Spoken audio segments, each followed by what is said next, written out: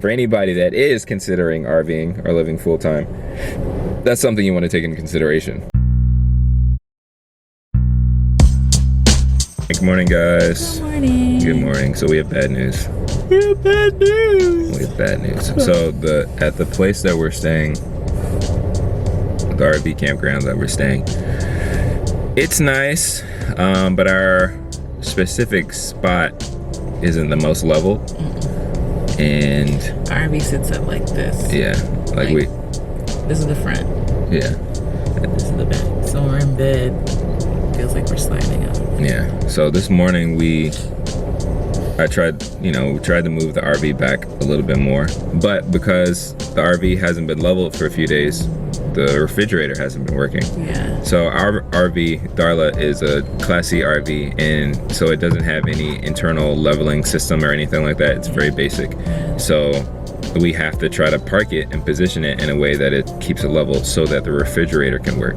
And since we haven't been that leveled, the refrigerator hasn't been cooling and it hasn't been working. And yesterday we were out in St. Louis. Yeah. And all day. Yeah. The day before we noticed it, but then it was like, okay, we'll turn the gas light on, and so we'll turn the propane on instead. Right, because we were trying to, there's an automatic setting that is supposed to switch between gas and electric. And so since we're hooked up, it automatically switches to electric. So when we first checked it, it was like, it's not very cool. It's not, whatever. So like, well, maybe it's something wrong with the electrical system. So then we switched it over to gas. And so yesterday, like you were saying, we went out to we went out to St. Louis. And so we're out in St. Louis all day. And then came back and it wasn't any better. The freezer stuff is melted. I gotta clean it when I get back. I already know. The food in there, we had chicken, we had turkey, we had spinach, we had all this stuff. We had milk. Well, almond milk. We had lots of fruits and veggies and stuff like that. And so like you can feel kind of like the warmth of it, and if you don't keep it cool, it's bad. So now we have to throw the stuff away, which is frustrating. And so, what are we gonna do for breakfast? We don't really want to eat on site at the place we're staying because it's kind of expensive. I mean, I guess technically anything's expensive. We're not trying to spend a lot of money. We're trying not to spend a lot of money, but everything is expensive if it's not what you bought from the grocery store that you can cook or whatever. Also, that should be noted, it takes 6 hours for our fridge to get cold and cool. And the fridge part. Cold in the freezer part, cool in the freezer part. So even if we bought groceries right now, it still wouldn't even be. We would have nowhere to put it. So we literally have, hopefully, because we moved it, it's cooling off now. We have 6 hours to spare before we can buy groceries again. And so we want to make sure that it's actually cooling first before we actually buy any groceries, because that would be stupid. That would not be a good idea to buy more groceries and then don't have anywhere to put it. Exactly. And it's one frustration we were talking about before is that we're so far away from everything. So like going out is a chore. Going to the grocery store is a chore. Finding these places, going through the back roads, and it's like gravel roads. And like it's in the middle of nowhere. Like it took us an hour to get here, and this is only 20-something miles away. So we're at Cracker Barrel for breakfast. Again. So, which is fine. It's okay. It's cheaper than IHOP. And it's late. It's like 11 something. We were thinking about getting like Chick-fil-A or McDonald's or whatever. Breakfast is stopped. Breakfast is over at this point. And then the closest Chick-fil-A was like an hour and some change away. It's further than the Cracker Barrel, and the Cracker Barrel is an hour away. So to go those extra like 12 miles would have been even further. And in my mind I was thinking like, how can we keep the stuff cool? And I was like, maybe we can do like a cooler, but then we have to go to the store, go buy a cooler. Stuff is already dead. The food is already dead. Like we have a little cooler, but then we would have to buy ice and stuff like that. And so keep buying ice. So it's better to just try to fix the problem. And address that. And of course it's irritating because we don't want to spend no money. We're trying to be wise with our money. We're trying to do our best because we are working for ourselves. We are traveling and things like that. And then we don't want to eat like trash either because health. We don't have the money or the time to get sick. So it's a interesting balancing act. But praise God that we are good, that we do have funds. That's real. And options. Options. We do have out here starving. Do have a place to stay and stuff like that. So, and just grateful for opportunities to continue to work and create and things like that. Yeah. We also found out that our propane system has a mini leak. Yes. Yeah. Because we couldn't figure out for the life of us why we would fill up with propane, plug up to the electrical system at RV Park, and the propane would be dead, like gone. By the time we leave, it was like we didn't even use it. We used it to shower, but don't take that much. And so we took it to a place, and we sprayed the thing on there. Yeah, he did like the soap test, and could see that there was air coming, or it's propane. And it was crazy because I had been smelling the propane, and it's been really giving me a headache. And it's kind of stressful too, because you don't want to be like, oh snap, are we gonna blow up, or like I know it's really dramatic, but like still I don't want to smell propane like when I'm inside my RV. I'm with the windows open and stuff like that, like the propane smell just come in, and it's really like nauseating. But I'm glad that we found it, because now we can fix it. So there's, at the campground that we're at, they actually have like a maintenance or service center or something like that. So probably go there either sometime this weekend to try to get it addressed. So we're just giving that quick update. We're still alive. We're alive. We are now officially in our second month. So Oh, it's been a month. It's been a month. So, and thank you guys for all the supporters. I think, are we at 5? We're at 500 subscribers on YouTube. So thank you guys. Thank you guys for thinking that we're interesting enough to follow us and comment and support us and things like that. And you guys are the sweetest. And thank you guys for all of the advice and things like that. And because we need it.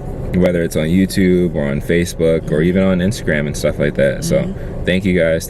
We really, really appreciate it. And we'll keep trying to update you guys, and as we continue on our in this new lifestyle of ours. So, but more later. We're gonna try to eat breakfast and not be bummed out. I think the big the big takeaway is like rolling with the punches. Right. Because I feel like, because we're so like, we're moving all the time, nothing about our life is like consistent right now. So just roll it, like stuff is gonna happen, and we have to keep making adjustments and stuff like that. So it's very different, especially since, like, we're used to staying in one place, and having all our needs met. And exactly. You don't have to worry about, it's less things to worry about. All the systems and things are already in place, and then you can kind of relax. So for anybody that is considering RVing or living full-time, that's something you want to take into consideration. If you are more interested and just like don't have to worry about a lot of stuff, like I don't want to have to worry about where I'm staying or things like that, unless, I guess, if you get an RV and you stay at one park it somewhere and just stay in one campground or something like that, and you don't plan on traveling, or that's a little bit different. But if you're planning on traveling and moving around and stuff, you have to take that into consideration. But all right, we're gonna go in and get something to eat and enjoy the rest of this Saturday. All right, so talk to you guys later. Bye. See ya. All right, hey guys. So we gave you the update a little bit earlier that our propane tank is leaking. I was gonna try to show you where the leak is, and then kind of show you what I'm gonna do to kind of makeshift try to fix it, because that's what you gotta do. You gotta kind of sort of be creative. And so where we are, they have a service center, but they don't fix that. They don't fix propane tank leaks. I thought that was gonna be better, but it's not. There we go. Yeah, they don't fix propane tank issues. So gotta try to figure out something for right now. I got some information on a place in Missouri, and might have to just make some time to go and check it out and see how that goes. But for right now, what I plan on doing is getting some of this, which is like a Simple Seals by DAP. We've used, they have flex tape, stuff from that flex line and things like that. So I have some spray, and I had some sealant, but this is more affordable for me, for us right now. So I'm gonna try that out. Just kind of place some over the part of, it's like near a valve on the propane tank system, just enough to hopefully keep it from seeping out air. And if it doesn't work, we'll just have to figure out a time and a place to go get it serviced. But since that's not the case right now, and we're losing a lot of propane, I gotta figure out a little temporary solution. So hopefully temporarily it will work, and more importantly, hopefully it just works in general, and that it won't mess up our propane system at all. But let me show you where the leak is. Okay, so this is our propane tank on Darla, and as you can see, it is going down. See? So we got it filled. Today is Saturday, and we got it filled before we came to the park on Wednesday. So it's already gone down, and we haven't even really used it. But because of this small leak in the system, we are losing a lot of propane. And like Fox mentioned earlier, there's a pretty much consistent propane gas smell. So this is how it goes. So this is where we get the propane tank filled. So whenever we go somewhere to get it serviced or to get more propane, they take this off and they hook it up to the nozzle. It's kind of like, it's almost like filling up gas in a car. So they hook up to it and they do that. This is kind of like it's not a release valve, but it's a valve to test that it's actually filled right there. And so you open that while they're filling it up, and then you're supposed to see propane come out of that. Here is the open and close valve for when we're actually trying to use the propane. So for our refrigerator, for the stove, and for our water heater, we use propane. And so for that to work, we got to open the valve. Right now it's closed because I'm about to work on it and I'm gonna put this stuff on. But the issue is right near this box. So this is a regulator for the propane, and I think it's supposed to actually regulate, that makes sense, the amount of propane that is used and comes out of the tank. But the leak, you're not gonna be able to see it, but right where the regulator and this valve meet, right here, and it's very, very small, but you know, a small consistent leak can cause problems. So what I'm gonna try to do is I'm gonna put a little sealant around here to see if I can stop the leak. But right now I have it closed, and again, I'm sure by the time you guys see this video, hopefully either it worked or we actually got it serviced. But I'm sure that there are, you know, RV experts out there who may say, Miles, that was a very bad idea. That's not a good idea. You shouldn't have done that. Well, hopefully it doesn't blow up or anything like that. And we're winging it. We're figuring this out, you know. So we'll give you an update and let you know how it works. But that's the plan for right now. And we're just figuring it out, making it up, and hoping for the best. So more later. Alright, y'all, it is Sunday. It is 2 days after I recorded the music video, and I'm frustrated because I shot it on my phone, and I have an Android phone. I don't know if that has anything to do with anything, but I shot it on my Android phone. And so the whole point of the challenge was to use what I already have. Like, don't use the excuse that like I need perfect things and a lot of money and a big budget and all this other stuff just to create some sort of visual for my music. And so I'm glad I did it. The only challenge I'm finding right now is that when I transfer the files from my phone to the computer, and then open it up in Adobe Premiere to edit the photos, to edit the video, sorry. I'm a photographer, so photos is like my automatic thing.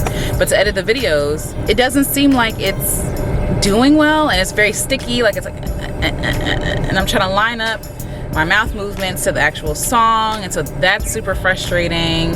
And then I try Adobe Rush, and I don't know, like I'm not a videographer, I'm not a filmmaker, so I don't even know if these are like standard things. Maybe my computer is just not hefty enough to handle this program or whatever. But I've done videos before in the past, like it's fine, like everything's fine. I shoot it with the camera I'm shooting on now. Sometimes I shoot it with my actual like camera, but Canon 70D and a Canon 60, which is my full frame camera. So I use those cameras for our videos sometimes, and it's fine. But now that I'm using the videos from my phone, it is not going well. It's such a headache, like it's such a pain. And so it's Sunday. I was like, I'm gonna work on it today, get it started. I don't have no more juice. I think I made the mistake of actually starting other work before this, so like I'm kind of spent emotionally and creatively. Not really creatively, I'm just spent.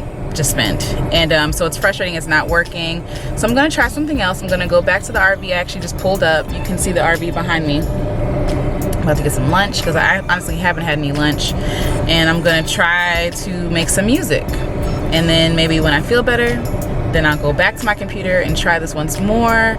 But listen, I'm letting you know right now, I'm frustrated. I don't want people to think like, oh, this was so easy, it's so easy. No, it's really frustrating right now, and it's so annoying. And I didn't even organize the videos in any kind of way, like first verse, second verse. So maybe I'll do that too, it'll help, because right now I'm just really overwhelmed. I have to keep clicking the clips to figure out which clip is which. Maybe I could just rename it, I don't know. Anyway, I'm hungry, I got a headache, and yeah, I'm hoping this music video actually comes out pretty decent for a phone video, whatever. Like, the whole idea was to make it look like an Instagram stories or whatever, so it doesn't have to be super fancy and polished, but I just at least want it to be in sync with what I'm singing, you know what I mean? So being creative is not always sunshine and rainbows and lollipops. It's frustration. It's like, oh my god, I'm gonna rip my hair out. And when I start feeling like that, I know that I need to take a step back, take a breath, and then maybe try a different day or a different time of day. So yeah, so right now, first things first, I'm gonna get some food, then make some music, and try it again. I'll update y'all as I progress, and yeah, hopefully I'll be making some good headway with this DIY music video. Okay?